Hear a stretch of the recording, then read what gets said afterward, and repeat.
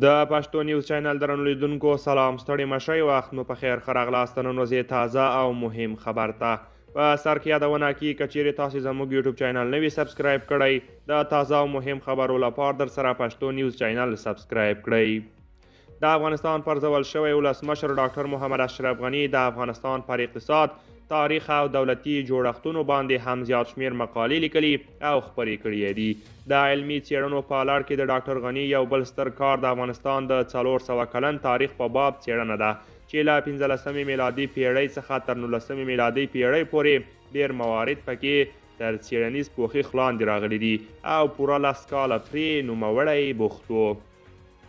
قدرمنو دوستانو راځو د نن ورځې تازه او مهم خبر ته. ملګرو ملتونو د طالبانو بیرغ سره د دغه سازمان د امنیتي کارکوونکو د عکس خپرېدو له کبله بخښنه وغوښته. دوی د عکس افغانستان ته د ملګرو ملتونو د سرمنشي د مرستیال امینه محمد د سفر پر مهال اخیستی و. اوس ملګرو ملتونو ویلي دا کار تېروتنه کې شوی دی. د دغه سازمان د سرمنشي مرستیال ویان فرهان حق تېره شپه نیویارک کې رسنیو ته ویلي دا عکس باید هیڅ نه وای اخیستل شوی. څرګنده ده چې په ناپوهۍ کې اخیستل شوی دی. دا یوه تېروتنه وه او موږ یې له کبله بخښنه غواړو.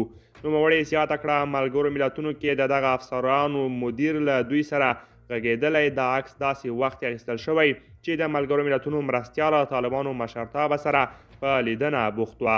دغه امنیتي پرسونل له هغې سره تر جلسې تللي وو او بله خونه کې ورته منتظر وو. پر دې عکس حواله رسنیو کې ځینو کسانو نیوکې کړې وې. دا یادونې ده چې له اغلې محمد سره په دې 4 ورځني سفر کې چې د جمعې په ورځ پای ته ورسید د ملګرو ملتونو د ښځو برخې اجرایه مدیره سیما باهوس او دغه سازمان د سرمنشي سیاسي مرستیال خالد خیاري هم ملګري وو. دوی کابل او کندهار کې د طالبانو مشرانو سره لیدنو کې د ښځو حقونو په ګډون پر بېلابېلو مسایلو غږېدلي دي.